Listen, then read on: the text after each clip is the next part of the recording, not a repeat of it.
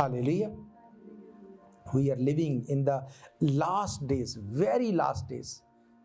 आज के टाइम में, हमारी लाइफ में हमें क्या करना है, हमें क्या देखना है? पौलुस कहता है अपने आप को जांचो, दैट्स इट। हालेलुया। हम एक वचन को देखेंगे, मत्ती रचित सुसमाचार मैथ्यू 24:36-44 इसको पढ़ेंगे। मत्ती 24 उसकी 36 आयत से यहां पे लिखा, उस दिन और उस घड़ी के विषय में कोई नहीं जानता, न स्वर्ग के दूत न पुत्र, केवल पिता। जैसे नूह के दिन थे वैसे ही मनुष्य के पुत्र का आना भी होगा। क्योंकि जैसे जल प्रलय से पहले के दिनों में जिस दिन तक नूह जहाज पर ना चढ़ा उस दिन तक लोग खाते पीते थे, उनमें विवाह होते थे, और जब तक जल प्रलय आकर उन सबको बहा न ले गया तब तक उनको कुछ भी मालूम ना पड़ा। वैसे ही मनुष्य के पुत्र का आना भी होगा। उस समय दो जन खेत में होंगे, एक ले लिया जाएगा दूसरा छोड़ दिया जाएगा। दो स्त्रियां चक्की पीसती होंगी, एक ले ली जाएगी दूसरी छोड़ दी जाएगी। इसलिए जागते रहो, क्योंकि तुम नहीं जानते तुम्हारा प्रभु किस दिन आएगा। परंतु ये जान लो कि यदि घर का स्वामी जानता होता कि चोर किस पहर आएगा तो जागता रहता, वे अपने घर में सेंध ना लगने देता। इसलिए तुम भी तैयार रहो, क्योंकि जिस घड़ी के विषय में तुम सोचते भी नहीं उस घड़ी मनुष्य का पुत्र। हालेलुया। बाइबल कहती है सचेत रहो, जागते रहो। इंग्लिश की बाइबल में लिखा है अलर्ट रहो, अवेक रहो। अलर्ट रहो, 24 घंटे तुमको अलर्ट रहना है, जागते रहो। ये यीशु मसीह की वर्डिंग है कि तुम्हें अंत के दिनों में तुम्हें करना क्या है। उसने कहा जागते रहो। इसलिए, किस लिए? वहां पे लिखा दो लोग खेत में होंगे, एक ले लिया जाएगा एक छोड़ दिया जाएगा। दो स्त्रियां चक्की पीसती होंगी, एक ले ली जाएगी एक छोड़ दी जाएगी। ऐसा क्यों? अगर आज भी अगर अपने आसपास आप लोगों को देखते हैं तो आपको दो तरह के लोग मिलते हैं। एक वो लोग जो अपने काम को करते हैं ईमानदारी से, बिना किसी लालच के, वो अपने काम को पूरी ईमानदारी से करते रहते। उनको कोई फर्क नहीं पड़ता कौन मुझे नोटिस करता है कौन नहीं नोटिस करता, मैं क्या कर रहा हूं क्या नहीं कर रहा हूं, वो पूरी ईमानदारी से अपने काम को करते हैं, दैट्स इट। पर दूसरे लोग वो होते हैं जिनको काम नहीं करना, उनको हाईलाइट होना है, उनको सिर्फ दिखाना है कि हम काम करते हैं, लोग देखें कि हम काम करते हैं। अब दो लोग खेत में होंगे तो खेत में क्या कर रहे होंगे? खेत में तो काम ही करने के लिए हैं। चक्की अगर दो औरतें चक्की पीसती होंगी, अगर आपने, मुझे नहीं पता आप में से कितने लोग जानते हैं, क्योंकि मैंने देखा है जब चक्की को पीसा जाता है तो मोस्टली दो स्त्रियां वहां पर बैठती थी, एक तरफ से एक घुमाती थी, दूसरी पकड़ के उसको दूसरी तरफ घुमा देती थी। अब उसमें यह है कि जब उसको घुमाते हैं तो जब एक घुमाती है तो दूसरी अगर पूरी फोर्स नहीं भी लगाती, पहली ज्यादा फोर्स से उसको घुमा के चलाती रहती है। उसको लगता है शायद वो अपना दी बेस्ट दे रही है, मुझे ही ज्यादा जोर लगाना है। पर कई बार ऐसा होता है कि दूसरे हिस्से पे बैठा हुआ व्यक्ति अपने काम को सही से नहीं करता। अब इसको पहले हिस्से पे जो बैठी हुई स्त्री है वो जानती नहीं है, पर परमेश्वर जानता है। इसीलिए उसने कहा दो स्त्रियां चक्की पीसती होंगी, एक ले ली जाएगी और एक छोड़ दी जाएगी। अब इसका यह मतलब है कि परमेश्वर ने जो काम हमको दिया उसको हमें सचेत रहते हुए, जागते हुए, अवेक रहते हुए करना है। आपको परमेश्वर ने एक काम दिया है, वो काम जो आपको दिया आपको उसको सचेत रहते हुए करना है। ये नहीं कि कोई मुझे देखे, कोई मुझे रिवार्ड दे, या मैं किसी को दिखाऊं मुझसे नहीं हो रहा दूसरा जोर लगाए। नहीं, परमेश्वर ये कहता है कि दो लोग खेत में होंगे, एक ले लिया जाएगा एक छोड़ दिया जाएगा। जो छोड़ दिया जाएगा फिर बाद में वो जितनी मर्जी एक्सप्लेनेशन दे, फिर उसका कोई फायदा नहीं होगा। बाइबल कहती जो तुम्हें दिया गया उसको थाम के रखो, उसको पकड़ के रखो, ताकि तुम्हारा रिवॉर्ड जो है तुमसे कोई छीन ना ले। मैं अपने साथ काम करने वाले लोगों को जानता हूं। जब हम काम पे जाते हैं तो मेरी एक नेचर है, मैं अपने काम को टाइम से शुरू करता हूं, टाइम से उसको खत्म करता हूं। आई डोंट केयर कि कोई लेट आ रहा है या पहले जा रहा है या बाद में आ रहा है। पर ऐसे लोग हैं, मैं देखता हूं उनको, जो जब काम करने का टाइम होता है उनको काम नहीं करना, उनको टाइम पास करना है। उनको कभी इधर जाना है, कभी उधर जाना है, कभी कुछ अपने आप को बिजी दिखाना है। और जैसे ही छुट्टी का टाइम होगा फिर उनको आधा घंटा 1 घंटा और बैठना है, फिर उनको ये दिखाना है कि देखो हम कितना काम कर रहे हैं। इवन लोग देख के मजाक बनाते हैं कि यार जब काम का टाइम है तब तो तुमने किया नहीं, अब तुम दिखा रहे हो कि हमें काम करना है, टाइम पे अपने घर जाओ। जब लोग इस बात को देख पा रहे हैं तो क्या परमेश्वर नहीं देखता? अगर आप लोगों को दिखाने के लिए कर रहे हैं तो लोग ऑलरेडी जानते हैं कि क्या हो रहा है, तो परमेश्वर से कैसे उसको छुपा लिया जाएगा? ये पॉसिबल नहीं। बाइबल कहती उस समय 2 जन खेत में होंगे, एक ले लिया जाएगा दूसरा छोड़ दिया जाएगा। 2 स्त्रियां चक्की पीसती होंगी, एक ले ली जाएगी और दूसरी छोड़ दी जाएगी। एक काम कर रहा है और दूसरा एक्टिंग कर रहा है। मैंने आपको आज आराधना के दौरान एक बात बोली कि प्रार्थना करना कि परमेश्वर आपको gift of wisdom they. Gift of wisdom का मतलब बुद्धि का वरदान। बुद्धि का वरदान वो है कि परमेश्वर आपको वो दिखाए जो परमेश्वर चाहता है कि आप तक पहुंच पाए, पर आप उसको देख नहीं पा रहे। क्योंकि अगर कोई आपको ये बताए कि भाई ये मत कर या ये कर, आपको लगेगा ये क्या, ऐसी मुझे पता नहीं क्यों ऐसा बोला जा रहा है। पर जब आप खुद वैसा करेंगे, खुद आपके सामने वो होगा, आपको समझ आ जाएगी। हालेलुया। अगर आपके साथ का व्यक्ति काम नहीं कर रहा या इस तरह से चीजों को मैनिपुलेट कर रहा है, अगर आप उसको बोलेंगे कि यार तू ऐसा क्यों कर रहा है, तू टाइम से काम खत्म कर, अपने घर जा, जल्दी आने की जरूरत नहीं, लेट रुकने की जरूरत नहीं, तो बोलेगा यार तुझे क्या है, मुझे ऐसे ही करना है। पर अगर आपका जो बॉस है वो उसको बोले तो वो उसको नहीं बोल सकता है, वो बोलेगा ठीक है जी मुझे ऐसे ही मैं करूंगा। इसी तरह से जब परमेश्वर खुद आपसे बात करेगा तो आपको समझ आएगी कि मुझे क्या करना है। फिर आप चीजों को मैनिपुलेट करके उसमें फंसेंगे नहीं। हालेलुया। 37 आयत में क्या लिखा, जैसे नूह के दिन थे वैसे ही मनुष्य का पुत्र का भी दिन होगा। जैसे नूह के दिन थे वैसे ही मनुष्य के पुत्र का आना भी होगा। नूह के टाइम पे क्या था, लोगों को लगता था हम बिजी हैं, उसकी बात सुनने का भी टाइम नहीं था, लोगों को लगता था हम बिजी हैं। पर जब जो बोला गया वो हो गया, उसके बाद कितने लोग बचाए गए? नूह के साथ उसके घर वाले 8 लोग, दैट्स इट। बाइबल क्या कहती, एक ले लिया जाएगा दूसरा नो मैटर व्हाट। ये मतलब ही नहीं रखता कि आपके अगेंस्ट या वचन के अकॉर्डिंग ना चलने वाले लोग कितनी भीड़ में है, कोई मैटर नहीं करता। अगर आप वर्ड के अकॉर्डिंग चल रहे हैं, बाइबल कहती आप ले लिए जाएंगे, दैट्स इट। ये परमेश्वर के वचन का क्राइटेरिया है, वो इससे बाहर नहीं जा सकता। हालेलुया। 1 कुरिन्थियन 15 अध्याय, अगर उसकी 50 आयत को आप पढ़ते हैं, 1 कुरिन्थियन 15 अध्याय उसकी 50 आयत को अगर आप देखें, 1 कुरिन्थियन 15:50, वहां पे क्या लिखा, वहां पे लिखा, हे भाइयों मैं ये कहता हूं कि मांस और लहू परमेश्वर के राज्य के अधिकारी नहीं हो सकते, ना नाशवान अविनाशी का अधिकारी हो सकता है। हालेलुया। 51 आयत में लिखा, देखो मैं तुमसे भेद की बात कहता हूं, हम सब के सब नहीं सोएंगे परंतु सब बदल जाएंगे, और ये क्षण भर में पलक मारते अंतिम तुरही के फूंकते ही होगा, क्योंकि तुरही फूंकी जाएगी और मुर्दे अविनाशी दशा में उठाए जाएंगे और सब बदल जाएंगे। हालेलुया। पौलुस क्या कह रहा है, वो बोलता है मांस और लहू परमेश्वर के राज्य के अधिकारी नहीं होंगे। मांस और लहू मीन्स वर्ल्डली डिजायर, वो परमेश्वर के राज्य के अधिकारी नहीं हो सकते। बाइबल कहती है, उसने क्यों ये कहा, उसने कहा देखो मैं तुमसे भेद की बात कहता हूं, हम सब सोएंगे नहीं परंतु सब बदल जाएंगे। उसने कहा ये क्षण भर में पलक मारते अंतिम तुरही फूंकते ही होगा। ये क्या बताया जा रहा है यहां पर? रैप्चर के बारे में।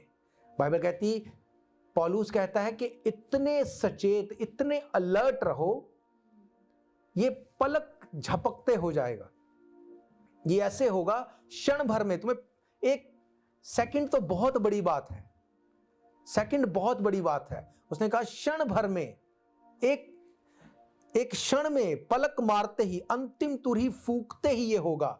क्योंकि तुरही फूकी जाएगी, मुर्दे अविनाशी दशा में उठाए जाएंगे और हम बदल जाएंगे।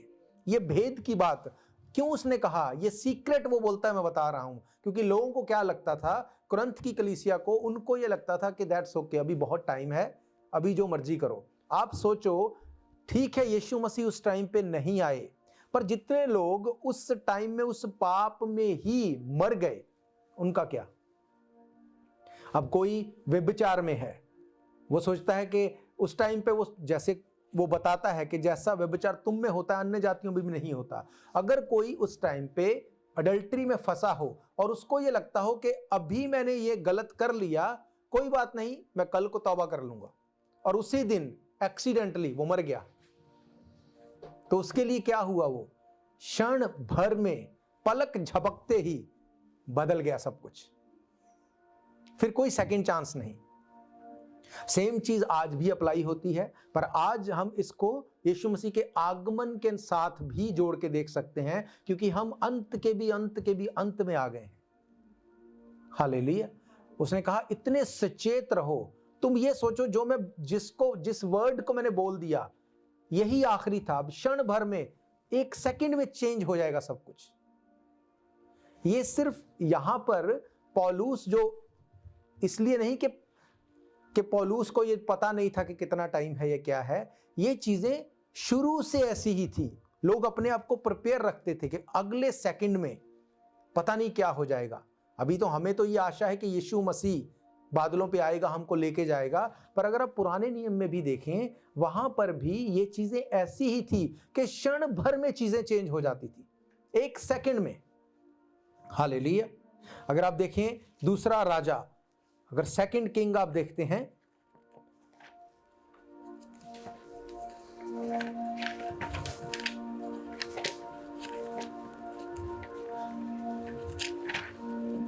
उसका 2 अध्याय,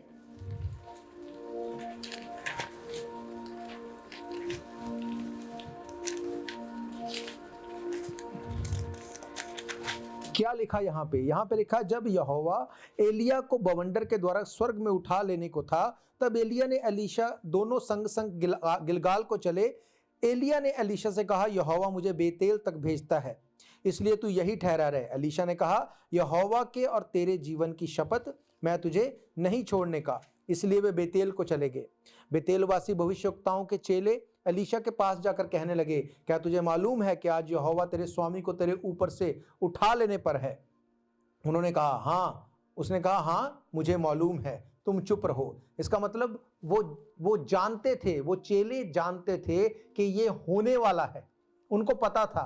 पर लाइफ में क्या चल रहा था, वो क्यों एलीशा को बोलते थे? क्योंकि एलीशा एलिया के परछाई की तरह उसके साथ रहता था। उनको क्या लगता था कि ये ऐसे ही है, शुरू से ऐसे ही चलता आया, ऐसे ही चलता रहेगा, हम अपनी लाइफ में एंजॉय करें, हमें कोई मतलब नहीं।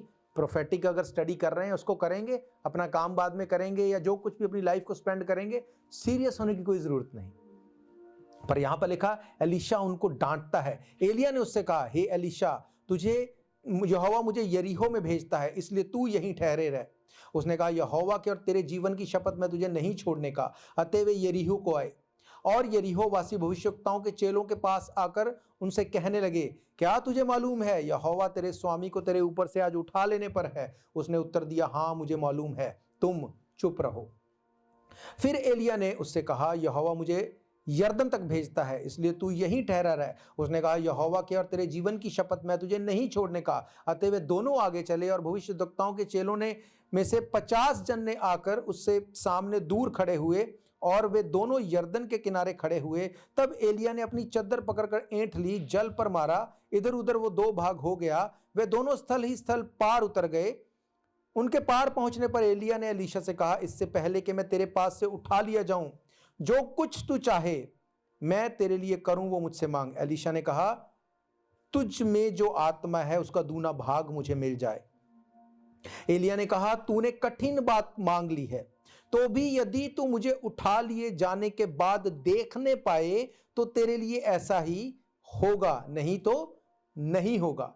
वे चलते चलते बातें कर रहे थे, अचानक एक अग्निमय रथ और अग्निमय घोड़ों ने उसको अलग अलग किया, और एलिया बवंडर में होकर स्वर्ग पर चढ़ गया और उसे एलीशा देखता और पुकारता रहा, हाय मेरे पिता, हाय मेरे पिता, हाय इज़राइल के रथ और सवारों। हालेलुया।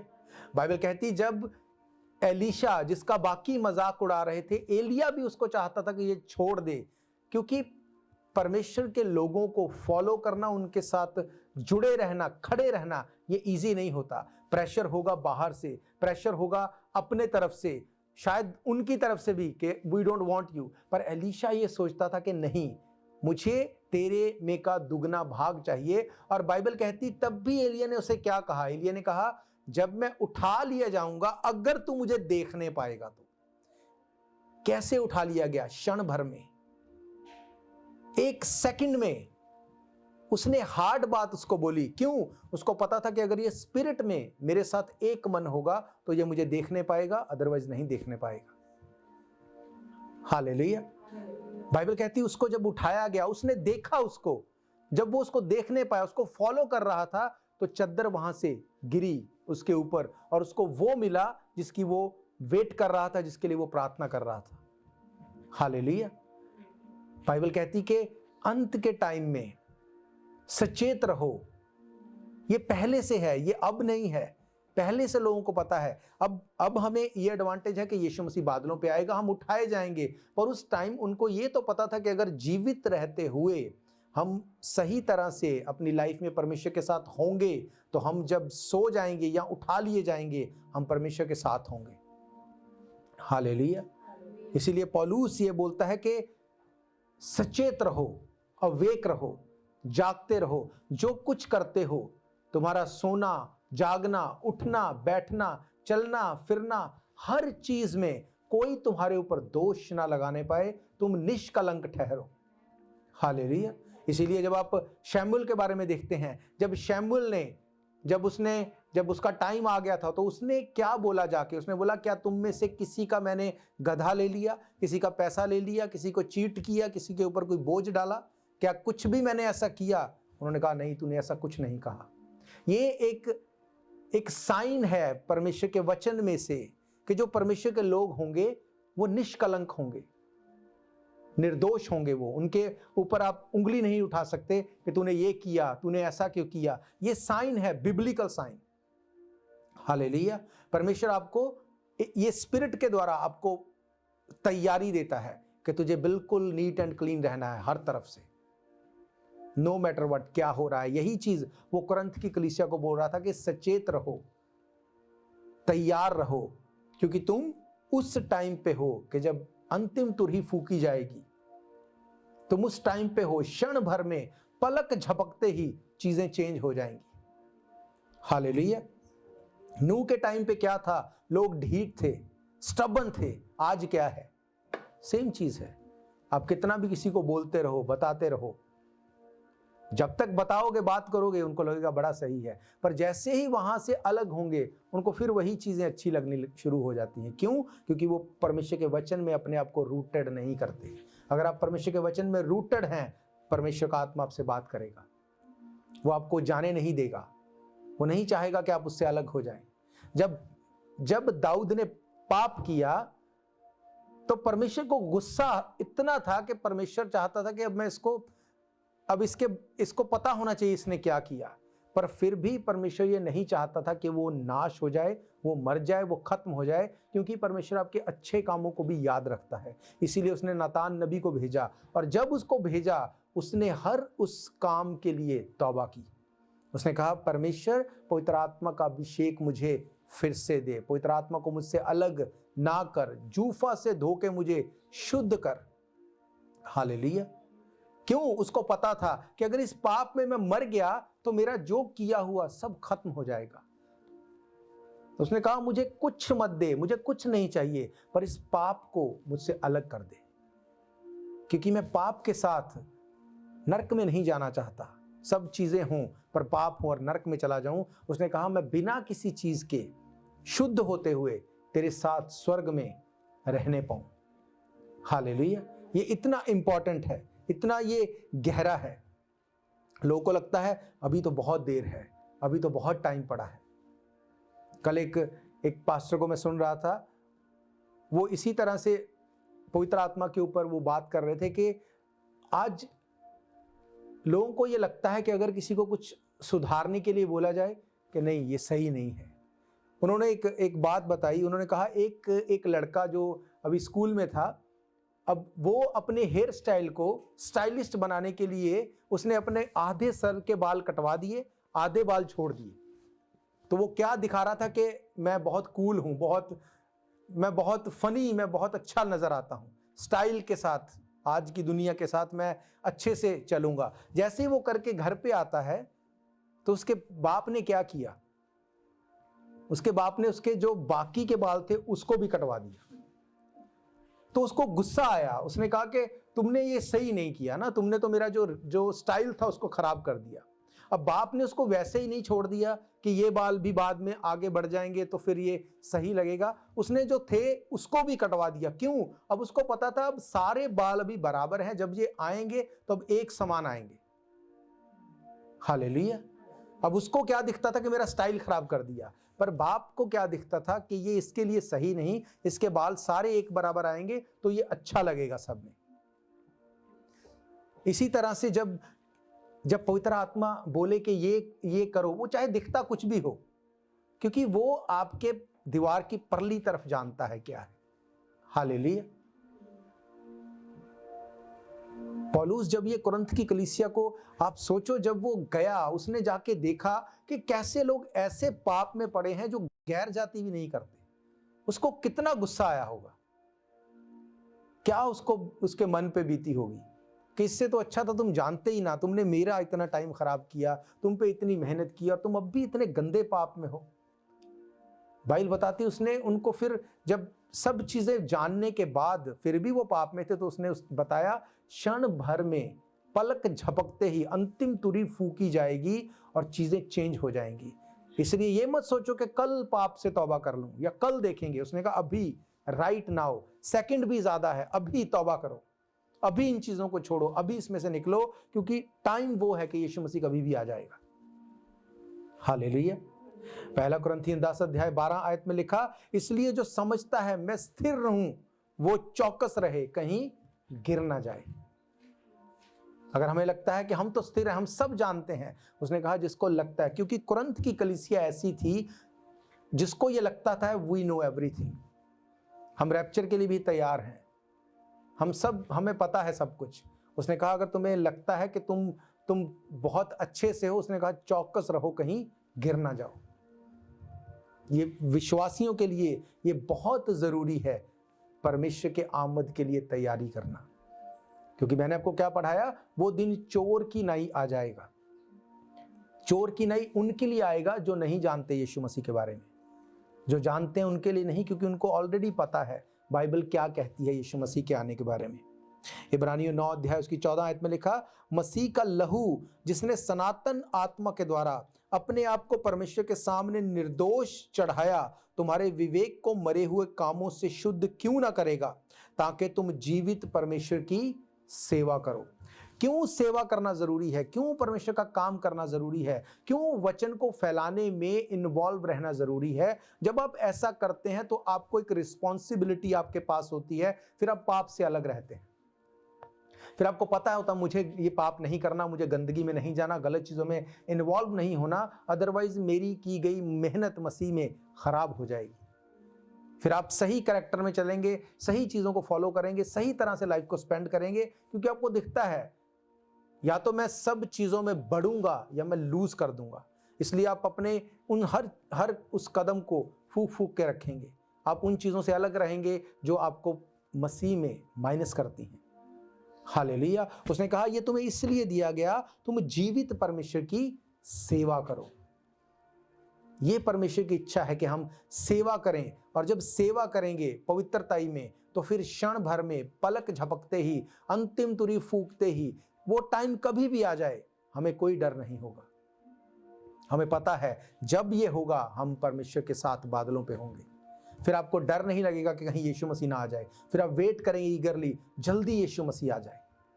आज कई लोग बोलते हैं यीशु मसीह जल्दी आ जाए, इसलिए नहीं कि वो पवित्रताई में है या उनको लगता है कि हम जल्दी यीशु मसीह से मिलें, उनको लगता है हम अपनी तकलीफों से छूट जाएं। आपने सुना होगा कई बार लोग जब बीमारी में होते हैं ना, उनको लगता है परमेश्वर ऐसी बीमारी से, जिंदगी से अच्छा है कि हम मर जाएं ताकि हम सब चीजों से छूट जाएं। ये कॉमन बात है, हम सुनते हैं, पर क्या ये सही है? नहीं। अगर आप पाप में मर गए तो जिस बीमारी, जिस तकलीफ को आप जीते जी देख रहे हैं, उसके बाद वो उससे कई 100 गुना ज्यादा तकलीफ में होगा, कई 100 गुना ज्यादा तकलीफ में। क्यों? क्योंकि यीशु मसीह ने कहा कि नरक का कीड़ा कभी नहीं मरता, वहां की आग कभी नहीं बुझती। फिलिपिन की किताब 1 अध्याय उसकी 29 अगर आयत को आप इंग्लिश में पढ़ते हैं, वहां पर लिखा, for you have been not only the privilege of trusting in Christ but also the privilege of suffering, यानी वर्किंग फॉर हिम। हालेलुया। इसीलिए परमेश्वर चाहता है कि हम उसके काम को करें। अगर आप परमेश्वर के काम में इन्वॉल्व होंगे, आप पाप से अलग होंगे। और अगर आप पाप से अलग हैं, यू डोंट केयर अबाउट कि क्या हो रहा है, आपको पता है अंतिम तुरी फूकी जाएगी, क्षण भर में, पलक झपते ही चीजें चेंज हो जाएंगी। यीशु मसीह कभी भी आ जाएगा और सब चीजों से निकाल के मुझे ले जाएगा। हालेलुया। पहला पत्र 4:7 में लिखा, जो वरदान परमेश्वर से तुझे मिला है उसको अपनी सेवा में लगा। हालेलुया। अदरवाइज उसने कहा 2 जन खेत में होंगे, एक ले लिया जाएगा, एक छोड़ दिया जाएगा। 2 लोग चक्की पीसते होंगे, एक ले लिया जाएगा, दूसरा छोड़ दिया जाएगा। उसने सेम पैटर्न को बताया। उसने कहा 2 लोग खेत में होंगे। उसने ये नहीं कहा एक खेत में होगा, एक घर में होगा, घर वाला छोड़ दिया जाएगा, खेत वाला ले लिया जाएगा, या एक चक्की पीसती होगी, एक खाना बना रही होगी। उसने सेम चीज को कहा।